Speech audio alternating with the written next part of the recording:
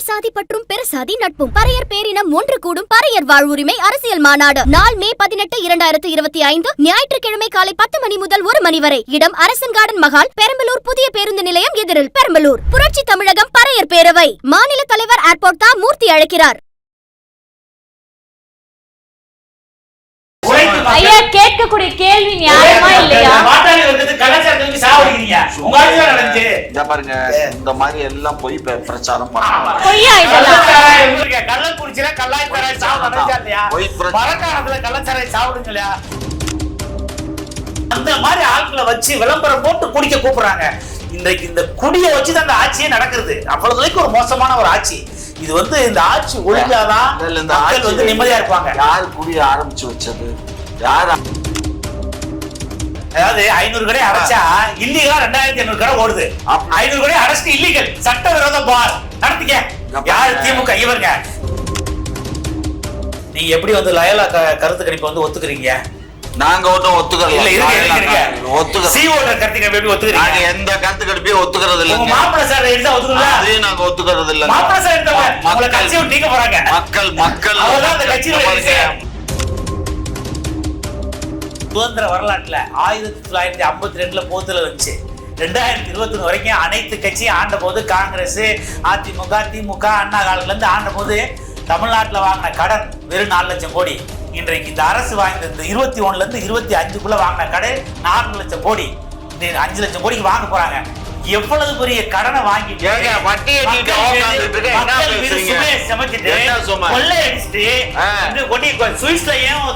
பதுக்கி வச்சுட்டு பணத்தை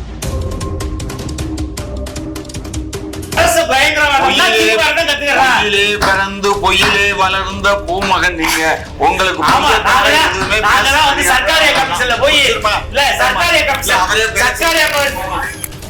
அவரே பேசட்டும்.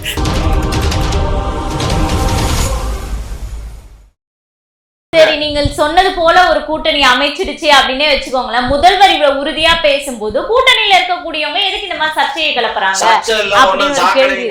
சர்ச்சையும் கிளப்பல. நாங்க எங்களுக்கு அவங்க கூப்பிட்டதான் சொல்றாரு பொது வெளியில. அவங்களை அசிங்கப்படுத்தணும் இல்ல. எவன் கூப்பிட்டானோ அவனுக்கு சூடு போடணும் இல்ல.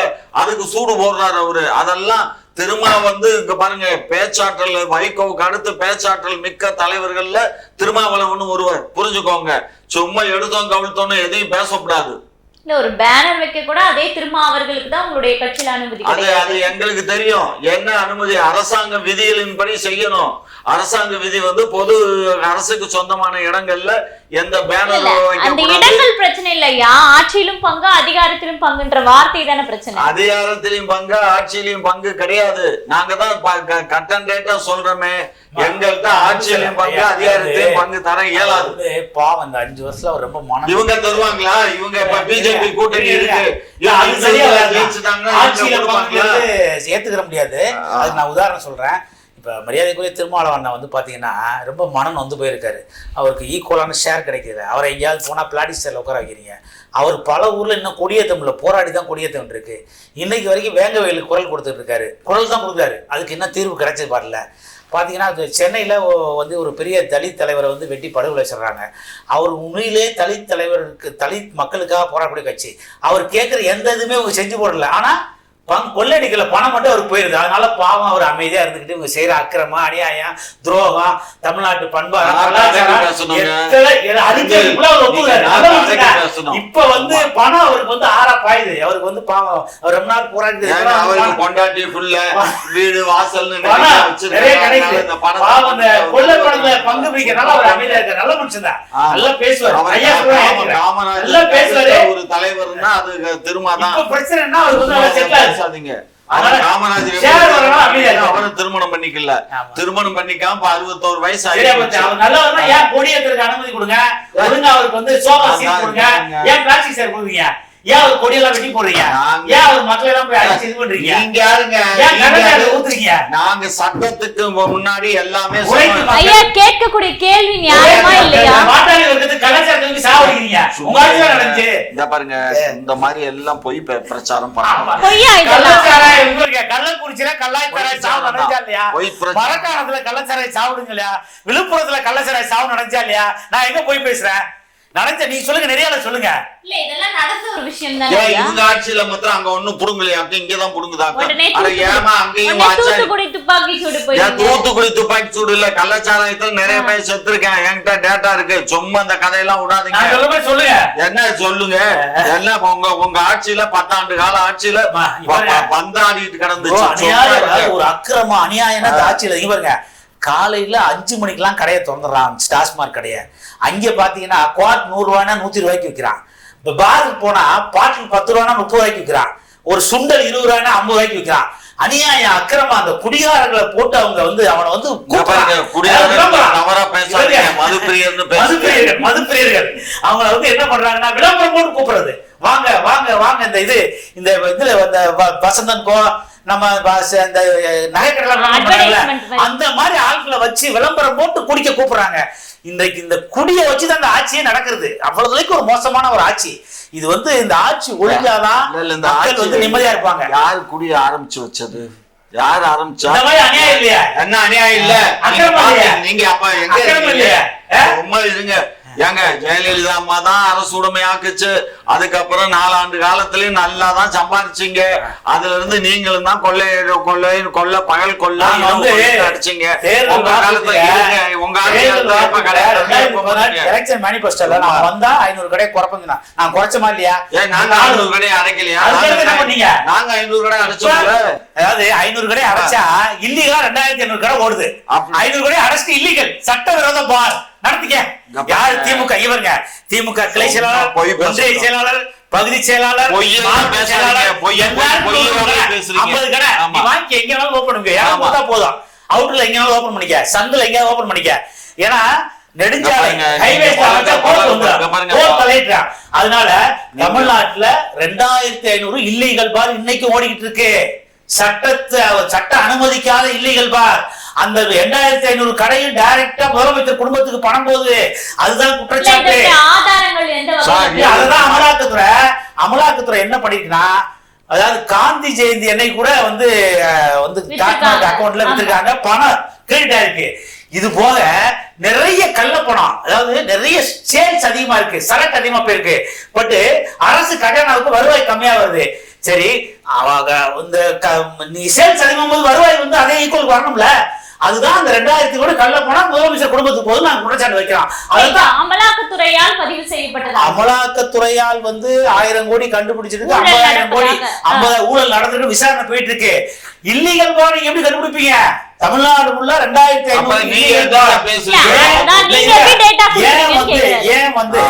ஒரு உச்ச நீதிமன்றத்தால கண்டிக்கப்பட்ட மரியாதைக்குரிய செந்தில் பாலாஜிக்கு இந்த குடும்பம் எவ்வளவுக்கு முக்கியம் கொடுக்கனா, அந்த 2500 இல்லீகல் பார்லையும் முறையா நடத்தி அந்த வருமானத்தை முதலமைச்சர் குடும்பத்துக்கு போய் பணத்தை சேர்க்கிறதுல அவர் கில்லாடி, அவர் வல்லவர். அந்த விஷயத்துல அவர் நல்லவர். அதாவது அந்த இல்லை சட்டத்துக்கு விரோதமா வர்ற பணத்தை அந்த குடும்பத்தை கரெக்டா சேர்க்கிறாரு.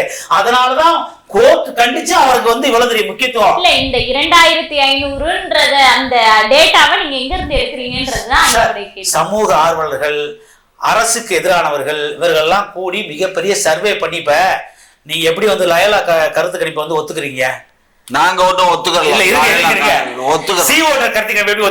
எந்த கருத்து கணிப்பையும் ஒத்துக்கிறது இல்ல. நாங்க ஒத்துக்கிறது இல்ல.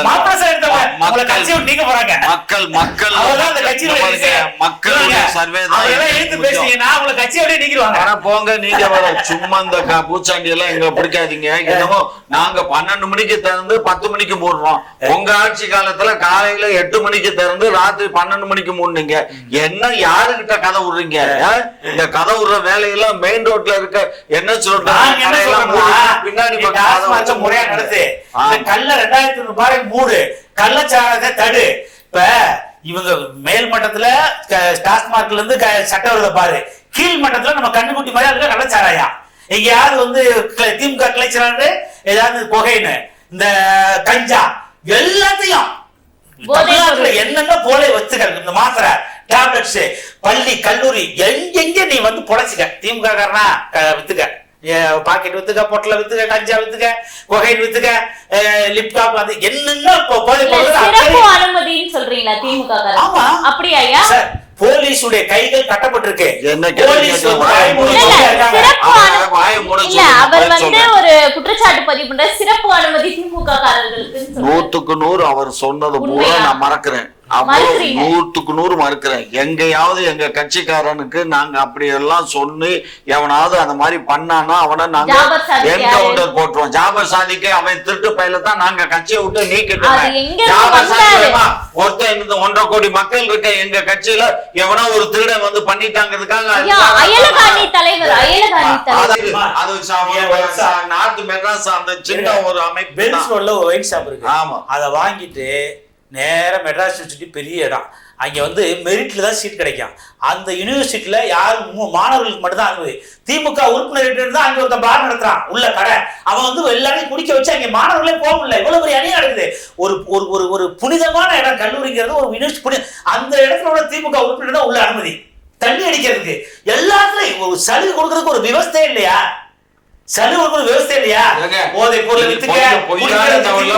பண்ணுங்க நீ கண்டிப்பா உங்களுக்கு உண்டு, உங்களுக்கு மேல வழக்கு. சும்மா இந்த மாதிரி எல்லாம் பேசுனா வழக்கு கண்டிப்பா.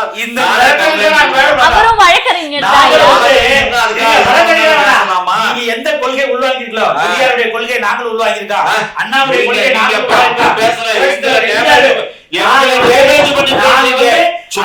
நடக்குது, அக்கிரமம் நடக்குது, கொல்ல நடக்குது, தமிழ்நாட்டுல கலாச்சாரம் தாக்குதல் நடக்குது, தமிழர்கள் வந்து உரிமைகள் மீது தாக்குதல் நடக்குது. இந்த உரிமைகள்லாம் மீட்டெடுக்கிறோம்.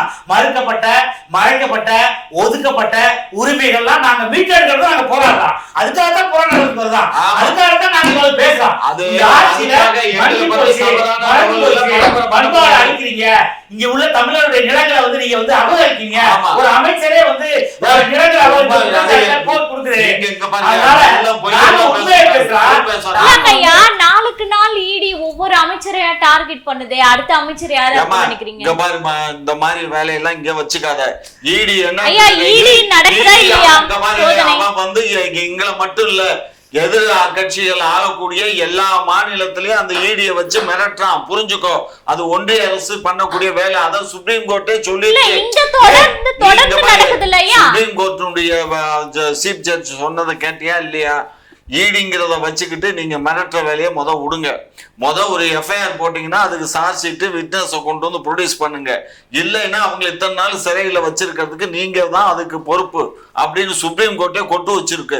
இவங்க வேலையே வந்து ஒன்றிய அரசு, இந்த அமித்ஷா பண்ற வேலை, இந்த ஃபைனான்ஸ் மினிஸ்டர் ஒரு அம்மா, அதே நீதிமன்றம் தான் அட்லீஸ்ட் கோர்ட்லயாவது கொஞ்சம் உண்மையா இருங்கன்னு திமுகவுக்கும் ஒரு அது யாராவது ஒருத்தருக்கு சொல்லுவாங்க. அதெல்லாம் வந்து அரசுக்கையா ஒருத்தருக்கு இல்ல. அதான் இங்க பாருமா, உண்மையா நேர்மையா தான் ஆட்சி பண்றோம். அதுல 1-2 தவறுகள், இப்ப கருப்தியில கூட கல் இருக்கும், அது மாதிரிதான் 1-2 இருக்கும். அதனால நேர்மையான ஆட்சி தான் செய்யும். நீட்டுக்காக தன்னை தற்கொலை பண்ணிக்கிடுச்சு. அன்னைக்கு எவ்வளவு பெரிய ஆர்ப்பாட்டம், ஒட்டுமொத்த மீடியாவும் எதிர்கட்சி இருங்க, அதிமுக போய் அரசியல் ஆக்குனீங்கல்ல. இன்னைக்கு மேல்மலையில ஒரு பொண்ணு நீட்டுக்காக இறந்துருக்கு. நாங்க போயிருக்கோமா? நாங்க போய் அரசியல் ஆக்குறோமா? உங்களுக்கு அரசியலாக்குறதே வேலை. நீட்டை கொண்டு வந்தது தானே.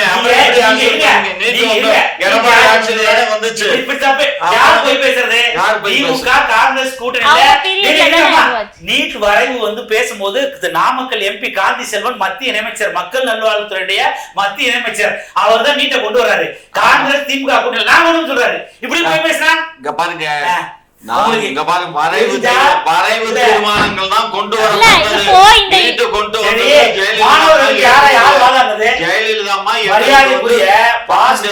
மனைவி நளினி சிதம்பரம் தான் மாணவர்களுக்கு நீட்டை கொண்டு வந்தாங்க. நாங்க உங்களை மாதிரி அரசு நாங்க அரசியல் பண்ணலையே. நாங்க என்ன லாஜிக்கா என்ன பண்ண முடியும்? நீட் வந்துருச்சு.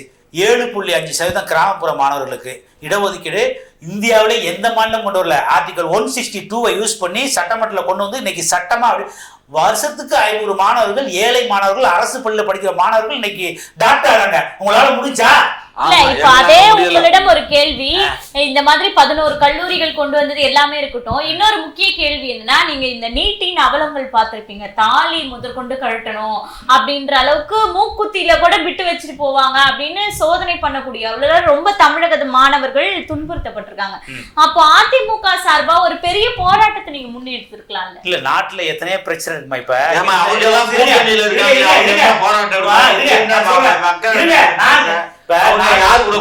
கூட்டணி இருந்தாலும் கொள்கைகள் வேற இல்லையா? அதெல்லாம் அவங்களுக்கு அதெல்லாம் கிடையாது. அவங்களுக்கு கொள்கைகளும் ஒன்றா? கொள்கை வேற வேற கொள்கை இருக்கு, நான் ஒத்துக்குறோம்.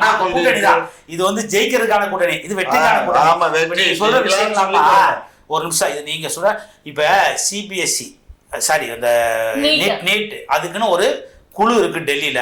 அவங்க ஒரு சில அவங்க ரூல்ஸ் அண்ட் ரெகுலேஷன்ஸ்லாம் போட்டிருக்காங்க. இந்த மாதிரி வந்து மூக்கத்தி அணியக்கூடாது.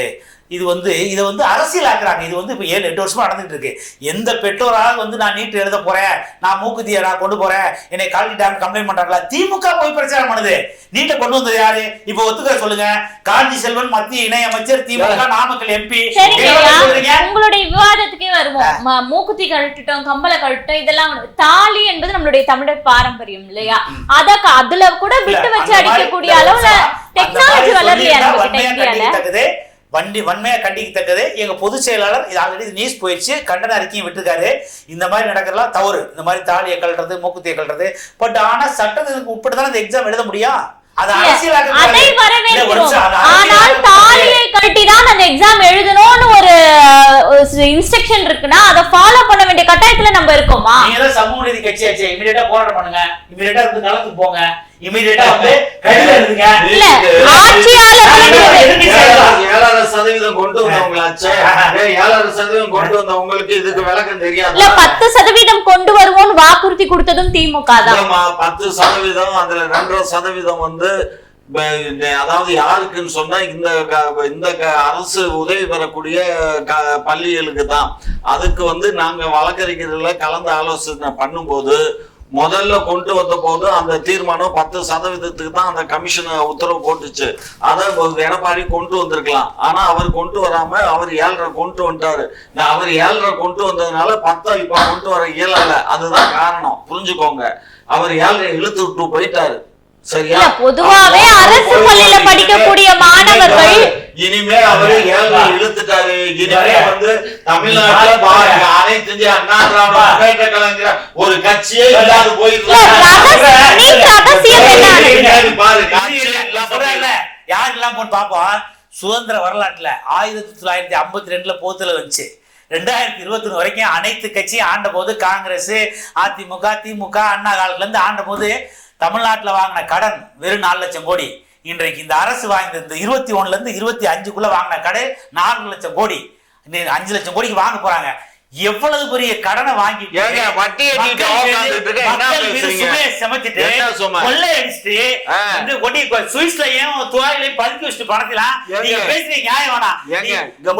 மனசாட்சியை வித்துட்டு பேசக்கூடாது.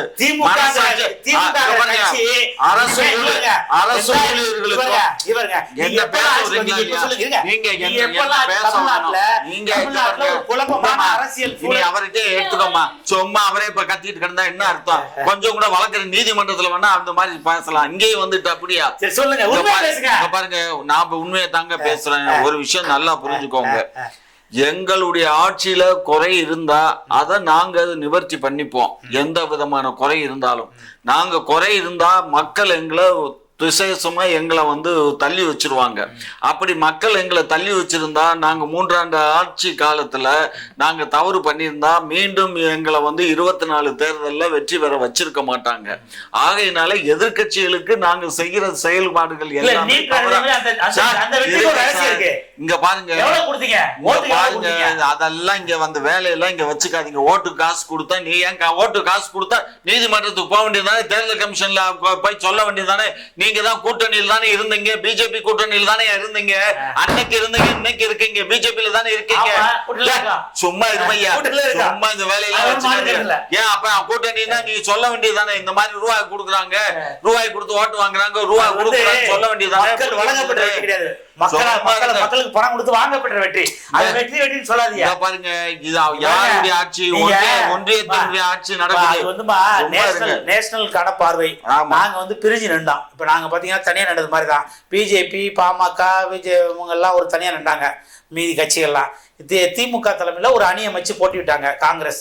ராகுல் காந்தியா மோடிக்கான தேர்தல். அது மக்களுடைய பார்வை. இவங்க அரசியல் துஷ்பிரயோகம் பண்ணாங்க. ஆட்சியை பணங்களை மக்களுக்கு கொடுத்து அங்கங்க எல்லாம் வந்து ஒரு கள்ள வெற்றியை பெற்றீங்க. 2026 வாங்க. 26 உங்க மேல ஆன்டி கமெண்ட்ஸ் எவ்வளவு இருக்கு பாருங்க. மக்கள் உங்க மேல எவ்வளவு அதிருப்தியா இருக்காங்க. 520 வாக்குறுதி சொன்னீங்க. அதுல எத்தனை வாக்குறுதி நிறைவேற்றீங்க? எலெக்ஷன் மேனிஃபெஸ்டோல பொய்யா சொன்னீங்க. இது சிலிண்டருக்கு மானியம் தரம் சொன்னீங்க. பயிர் காப்பீடு நாங்க தரோம் சொன்னீங்க. அரசு ஊழியருக்கு பழைய ஓய்வூதியம் கொண்டு வரும் சொன்னீங்க. இந்த மாதிரி 520 தீர்மானம் கொண்டீங்க. அது எத்தனை தீர்மானம் நிறைவேற்றீங்க? வெளியேறிக்கை வெளியிடுங்க. பாருங்க, எங்க அரசுக்கு தெரியும் எல்லாம். நாங்க பாத்துக்குவோம். நீங்க பொய்யா சொல்லிட்டு அனைத்து குடும்பங்களுக்கு வந்து 1000 ரூபான்னு சொன்னீங்க. இப்ப எத்தனை குடும்பங்களுக்கு கொடுங்க? உங்களுக்கு என்ன வலிக்குது? எத்தனை கொடுக்குறீங்க? அவங்களுக்குன்னு இல்ல, தமிழ்நாட்டு மக்களுக்காக. தமிழ்நாட்டு மக்களுக்கு பதில் சொல்லணும்ல. நாங்க இப்ப மறுபடியும் கணக்கு எடுத்துக்கிட்டு இருக்கோம். எல்லா பெண்களுக்கும் வேண்டியது இல்ல. இப்ப எங்க வீட்டுல என்ன வாங்க போறோமா? அப்படி எல்லாம் வாங்க மாட்டோம். இவர் வீட்டுல வாங்க போறாரா? வாங்க மாட்டாரு. அது வறுமை கோட்டு கீழே இருக்கக்கூடிய பெண்களுக்கு தான் அந்த 1000. அதையே நீங்க வாக்குறுதியா சொல்லிருக்கலாமா இல்லையா? எல்லாமே வாக்குறுதியில விளக்கமா எல்லாத்தையும் விளக்கமாறாங்க. தூக்கி அப்பனா பாதி ஓட்டு கிடைச்சிருக்காது. அதானே நீங்க சொல்ல வரீங்க? ரொம்ப ஓவரா தான் இல்ல, அப்படிதான் நீங்க பேசுறது இருக்கு. இப்படி உண்மையை விலாவரியா சொன்னா ஓட்டு கிடைக்காது.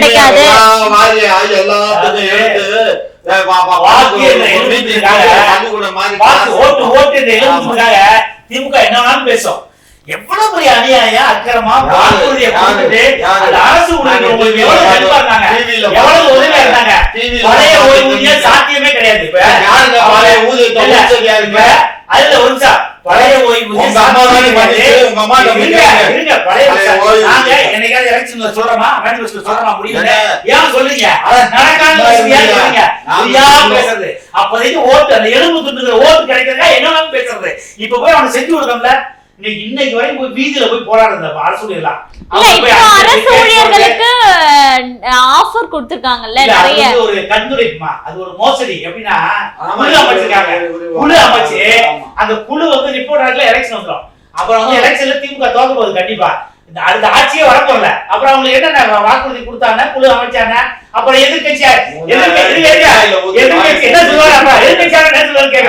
எதிர்கட்சி அரசியல் செய்யாம அதிகாரம் செய்ய யார் கேட்டது? நீங்க கேட்டீங்க. ஐயா, இறுதியா உங்களிடம் ஒரே ஒரு கேள்வி. நேத்து நடந்த ஒரு இம்பார்ட்டன்ட் விஷயம், இபிஎஸ் அவர்கள் பேசியிருக்காரு, உங்களுடைய பூச்சாண்டிக்கெல்லாம் நாங்க பயப்பட மாட்டோம் அப்படின்னு.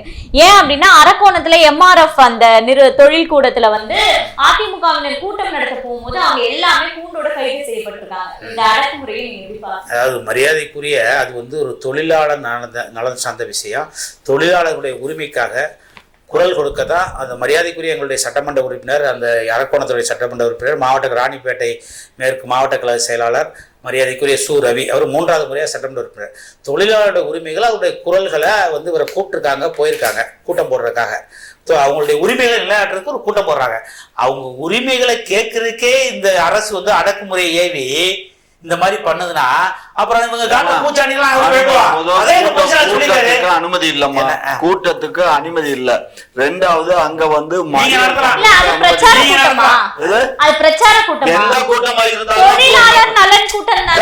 எந்த கூட்டமா இருந்தாலும் காவல்துறையில முறைப்படி அனுமதி வாங்கணும். என்ன பிரச்சனை? எந்த கூட்டம் என்ன 10 பேர் 5 பேர் நெய்வேலி என்என்சில தேர்தல் ஆச்சு. அதுல அண்ணா தொழிற்சங்கம் வெற்றி பெற்றுச்சு, திமுக தொழிற்சங்கம் தோத்து போயிடுச்சு. அதனால தொழிலாளர்களை கண்டாலே ஒரு வெறுப்பு, தொழிலாளர் கண்டாலே ஒரு பயம். இனிமே வந்து இவங்கெல்லாம் நம்மளுக்கு ஓட்டு போட மாட்டாங்க. தொழிலாளர் கண்டா பயம், விவசாயியை கண்டா பயம், பாட்டாளிகளை கண்டா பயம், ஒடுக்கப்பட்ட மக்களை கண்டா பயம், சிறுபான்மை அதிமுகவுக்கு ஆதரவா இருக்கிற சிறுபான்மையை கண்டா பயம். யார பார்த்தாலும் பயம். உங்களுக்கு யாரோ ஓட்டு போட போறாங்க மட்டும் சொல்லுங்க. உங்களுக்கு பார்த்தா பயம் இல்ல, எல்லாம் எடப்பாடிக்கு தான் பார்த்தா நாங்க வந்து அதனாலதான் போய் சாப்பிட்டாயே விழுந்திருக்காங்க. அரசு பயங்கரவாதம். உங்களுடைய அடக்குமுறை ஒடுக்குமுறைக்கு நாங்க வந்து பயப்பட மாட்டோம். பூச்சாண்டி காட்டா நாங்க பயப்பட மாட்டோம். அரசு பயங்கரவாதத்தை யூஸ் பண்ணா நாங்க எதிர்த்தாங்க பண்ணுவோம். உங்களை முதல் செயலுக்கு அனுப்பின அப்பதான் நீங்க என்ன போல 1 லட்சம் அதிமுக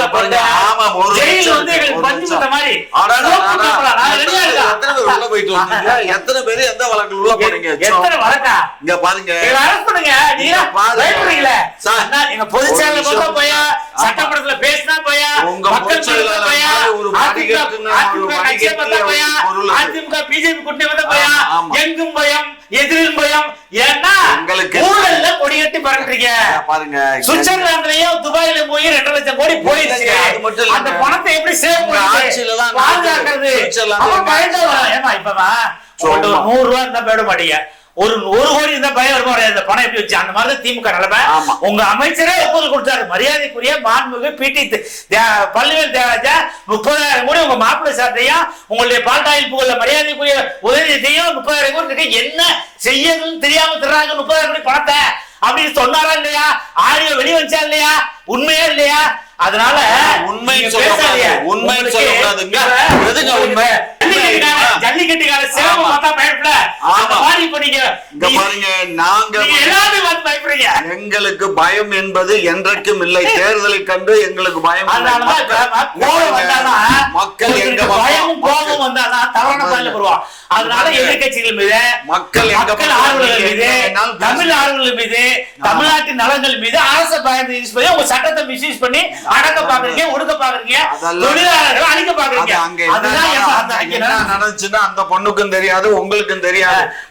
காவல்துறையினுடைய அனுமதி இல்லாம எந்த ஒரு மறியல் நடக்கிறதுக்கோ ஒரு கூட்டம் போடுறதுக்கு அதுதான் மற்ற கட்சிகளுக்கு அந்த காவல்துறை அனுமதி கொடுக்கறது இல்ல. திமுகவுக்கு நான் மட்டும் உடனே திமுகவுக்கு அனுமதி. நீதிமன்ற ஆணை இருக்கு, பேனரே வைக்க கூடாது, போர்டு வைக்க கூடாதுன்னு சொல்லிட்டு. எப்படி திமுக மீட்டிங் மட்டும் ஆள் உயர வந்து பேனர் வைக்கிறீங்க, ஆள் உயர லைட் வைக்கிறீங்க? 5000 வழக்கு தொடுக்க வேண்டியதானே? நாங்க வழக்குக்கு என்ன புண்ணியம்? நீங்க தான் வந்து அரசு பயந்து ஏவீங்களே, கேஸ் போடுறீங்க. எங்க ஐடிவிக்கு 5000 பேர் மேல கேஸ் போடுறீங்க. நாங்க எத்தனை பேருக்கு பெயில் எடுக்கிறது? எத்தனை பேருக்கு அலையிறது கோர்ட்டுக்கு? நீங்க அரசு பயங்கரவாதம் பொய்யிலே பிறந்து பொய்யிலே வளர்ந்த பூமகன் நீங்க. உங்களுக்கு சர்க்காரிய கமிஷன்ல போய் இல்ல சர்க்காரிய கமிஷன்